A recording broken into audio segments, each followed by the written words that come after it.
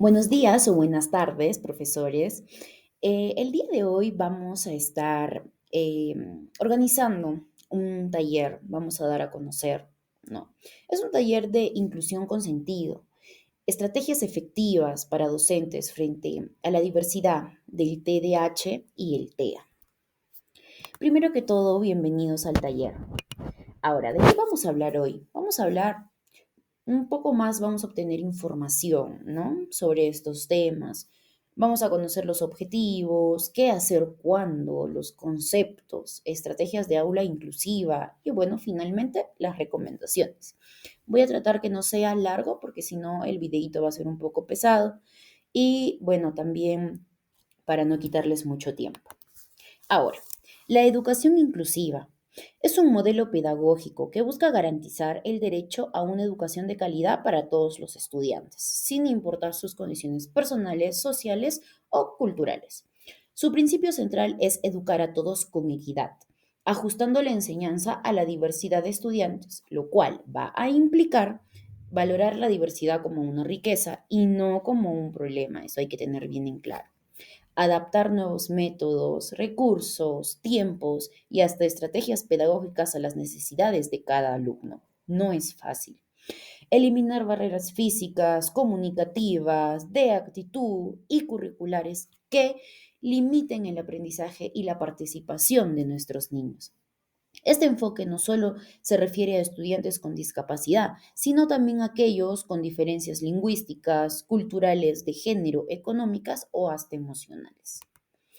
La educación inclusiva se sustenta en un enfoque de derechos humanos, reconociendo que la educación es un derecho universal que debe ejercerse sin discriminación. Todos los estudiantes tienen derecho a una educación en igualdad de condiciones, dentro de sistemas educativos ordinarios, no separados. Esto se respalda en instrumentos internacionales como la Convención sobre los Derechos de las Personas con Discapacidad, ¿no? De la ONU, que en su artículo 24 establece los estados parte asegurarán un sistema de educación inclusivo a todos los niveles, con miras a lograr el desarrollo pleno del potencial humano. Este enfoque obliga a que los estados transformen sus sistemas educativos garantizando accesibilidad, ajustes razonables, apoyos individualizados y formación docente. Ahora, ¿cuáles son las diferencias entre integración e inclusión? A ver, la integración quiere decir que el estudiante con discapacidad o necesidad educativa especial es ubicado en la escuela regular, pero debe adaptarse al sistema. Ahora, la inclusión. La escuela se transforma para responder a las necesidades de todos los estudiantes. El enfoque de la integración es que médico o rehabilitador se centra en la discapacidad del alumno. La inclusión es social y de derechos, se centra en las barreras de su entorno. Las acciones. En la integración se hacen adaptaciones limitadas. En la inclusión se reflexiona el currículo, se diversifican las estrategias y se promueve el trabajo colaborativo. Y la meta en la integración es que el alumno se integre al sistema ya existente. Y la inclusión es que todos participen y atiendan y aprendan reconociendo y valorando la diversidad. Ahora, las normativas relevantes. La base legal de la educación inclusiva se encuentra tanto en tratados internacionales como en leyes nacionales. Algunos de los ejemplos son la Ley General de Educación, según el país, la ley que promueve la educación inclusiva y la Ley General de la Persona con Discapacidad. Ustedes pueden leerlo, igual la información la va a obtener cada uno de ustedes. Bueno, si estuviéramos presencialmente, la actividad sería en grupos describir cómo sería una escuela verdaderamente inclusiva, ¿no? Si hay algún tiempito, pues podrían hacerlo y si no, cada uno personalmente ya sabe la actividad y bueno, puede tomarla en cuenta también. Ahora, conociendo al estudiante con TDAH y TEA. El TDAH es un trastorno por déficit de atención e hiperactividad. Aquí vamos a encontrar predominio de inatención, que es la dificultad para concentrarse, para distraerse fácilmente, ¿no? En segundo, predominio de hiperactividad o impulsividad, que es un exceso de movimiento, es un exceso de em, cuando notamos a los niños muy nerviosos, ¿no? Y por ejemplo, mueven la mano o por ejemplo, mueven la pierna o no dejan de mover el pie. Actúan sin antes pensar en las consecuencias que podrían pasar. Y la tercera, que es un tipo combinado, que presenta síntomas tanto de inatención como de hiperactividad.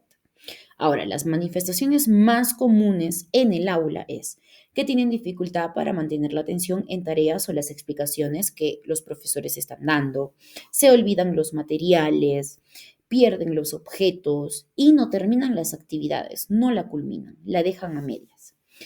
Muestra impulsividad, responde sin pensar o interrumpe a los demás cuando están haciendo su interacción y presentan inquietud motora. ¿Qué significa esto? Se levanta, se sale del salón, entra, se mueve constantemente o manipula constantemente los objetos. Ahora, si hablamos del TEA, el TEA es un trastorno del espectro autista, que es un espectro, más amplio. Va desde personas no verbales con grandes apoyos hasta personas altamente funcionales con autonomía y lenguaje fluido. Las características principales son la comunicación social atípica, habla literal, la dificultad con el contacto visual, problemas para entender bromas o expresiones faciales. Tenemos también las conductas repetitivas e intereses intensos y restringidos, ¿no? Que pueden centrarse solo en un tema y se les dificulta poder pasar a otro repentinamente. La necesidad de una rutina, que son los cambios inesperados, les pueden generar crisis o ansiedad. A ellos les gusta mantener todo organizado. Y puede tener hipersensibilidad sensorial, que es molestia ante los ruidos, las luces fuertes o de repente ciertas lecturas. Ahora, pasamos a las estrategias de aula inclusiva.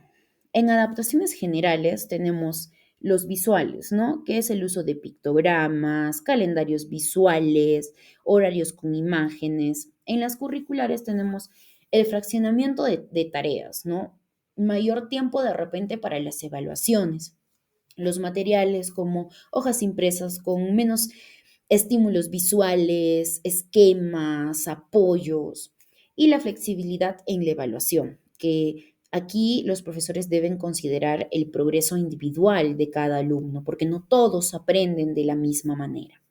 Ahora, en el ambiente físico, reducir estímulos auditivos y visuales que sean molestia para los niños, ¿no? Crear una zona de calma o espacio seguro. Puede ser utilizando póster, puede ser utilizando flyers en una esquinita del salón, el uso de auriculares o cascos por la sensibilidad auditiva. A veces, eh, por más pequeño que sea el sonido, estos niños no lo van a comprender. Es por eso que de repente algodoncitos en los oídos o algunos audífonos, mandar una notita en la agenda si sabemos que al día siguiente vamos a poner un video que tenga un sonido muy potente, ¿no? Esto es para calmar también al alumno y saber que se encuentra a salvo. Y en el manejo emocional, enseñar habilidades socioemocionales de forma explícita, como por ejemplo el uso de cuentos, los títeres, las historias sociales, el uso del semáforo emocional para identificar estados afectivos. Yo he visto que cuentan con uno en la sala multiusos del primer piso. Sería muy importante que no solamente se quede ahí, sino que también en los salones, en cada uno de los salones se podría replicar.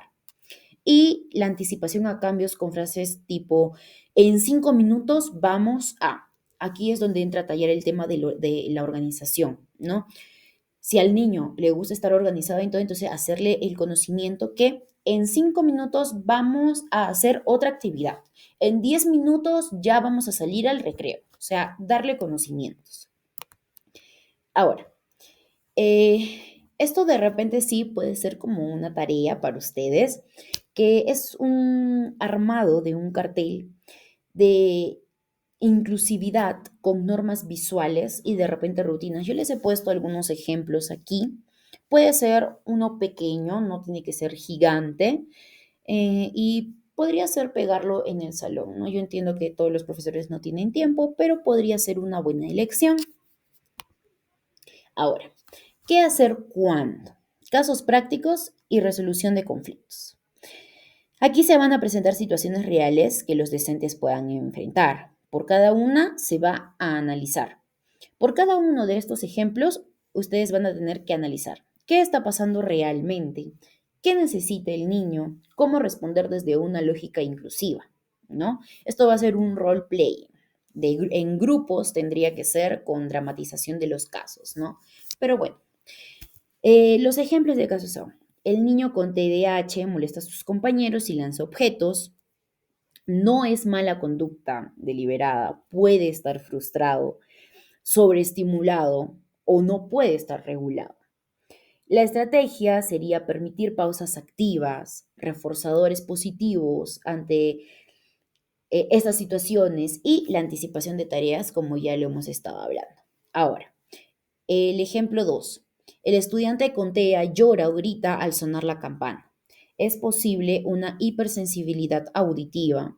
La estrategia sería avisar antes, de repente con imágenes, ofrecer auriculares, crear señal de salida segura. No. El ejemplo 3 es que la niña con TDAH no entrega nunca la tarea. Puede olvidarla o no saber por dónde empezar simplemente. No necesariamente todos los niños son de los que no hacen las tareas porque en realidad no les gusta, sino que de repente tienen esta, ¿no? Esta manía de no saber por dónde empezar y por miedo a a que no esté bien la tarea, simplemente no la empiezan y por ende no la finalizan, ¿no? Estrategias serían reforzar rutinas, las agendas visuales, los pictogramas, el acompañamiento tanto del profesor como de la mamá y la organización. Y por último, está el ejemplo de niño con TEA se niega a cambiar de actividad. Esto es una rigidez cognitiva. La estrategia podría ser usar transición visual, dar elecciones limitadas. ¿Quieres empezar por este o por ese? Sería un buen ejemplo. Ahora, aquí tenemos un trabajo colaborativo, ¿no? Entre la escuela, la familia y los equipos técnicos, ¿no? Que vendrían a ser la fusión de la escuela con la familia. Tenemos la escucha activa, la comunicación escrita sencilla y constante, las reuniones periódicas de profesores, de padres de familia, la inclusión del equipo psicopedagógico, ¿no? Las derivaciones respetuosas y con fundamentos, con evidencias, las fichas de observaciones, el registro de estrategias, tener de repente un planner, el cierre y los compromisos, actividades dinámicas, ¿no? Y bueno, ahí ustedes van a poder observar las estrategias que les estaba hablando durante todo el video. Ahora, las recomendaciones finales ya para finalizar. Eh, no estás solo, pide apoyo. Si no puedes con algo, conversa con tus colegas, involucra a los papás de los niños. Segundo, tenemos que saber que cada niño es distinto, incluso dentro de un diagnóstico. Dos niños pueden tener el mismo diagnóstico, pero cada niño tiene una manera de llevarlo, una manera de pensarlo y una manera de actuar. Sé paciente porque los avances son progresivos y el vínculo emocional entre profesor y niño es clave del aprendizaje. Con esto hemos terminado. Muchas gracias por participar. Espero que tomen en cuenta las actividades y que tengan un bonito día.